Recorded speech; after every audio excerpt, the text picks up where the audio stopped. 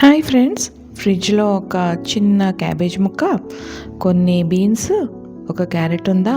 అయితే మనం ఇవాళ క్యాబేజ్ పొరియలు చేయబోతున్నాం.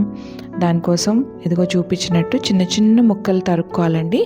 తరుక్కొని మంచిగా దాన్ని వాటర్లో కడుక్కొని మంచిగా తీసుకోవాలి. ఒక ప్యాన్ తీసుకొని దాంట్లో ఇవన్నీ యాడ్ చేసుకోవాలి. ఇది యాక్చువల్లీ స్టీమ్ చేస్తే చాలా బాగుంటుందండి. కాకపోతే నాకు అది కుదరక నేను ఇలాగా మూకుడు పెట్టి చేస్తున్నాను. దాంట్లో ఫస్ట్ సాల్ట్ యాడ్ చేసుకొని హాఫ్ కప్ వాటర్ వేసుకుంటే ఫస్ట్ ఒక 2 మినిట్స్ చక్కగా మంచిగా కుక్ అవుతుంది. సో ఒక 2 మినిట్స్ ఆగండి. తర్వాత చూస్తే ఇదిగో నాకు ఆల్మోస్ట్ 5 మినిట్స్కే మంచిగా కుక్ అయిపోయింది.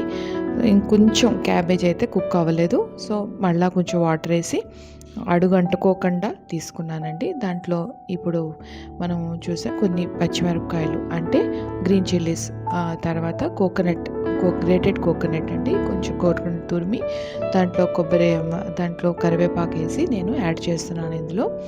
అయితే ఇది మంచిగా కలుపుకోవాలి. ఈ కర్రీ అయితే రైస్లోకి చాలా బాగుంటుందండి.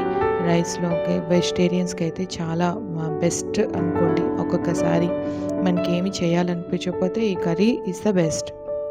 కొంచెం ప్యాన్లో ఆయిల్ తీసుకొని దాంట్లో చాయ్ మినపప్పు అంటారు, పోపు మినపప్పు, అది వేసుకోవాలి. దాంట్లో కొంచెం ఇది ఎర్రగా వేగినాక కొంత జీలకర్ర వేసుకోవాలి. జీలకర్ర తాలింపులో మీరు ఏదైనా యాడ్ చేసుకోవచ్చండి, మీ ఇష్టం. దీంట్లో కొంతమంది ఆవాలు, మస్టర్డ్ సీడ్స్ కూడా యాడ్ చేస్తారు, కొంత ఎండుమిరపకాయలు కూడా యాడ్ చేస్తారు. నేనైతే ఇక్కడ అవన్నీ యాడ్ చేయలేదు.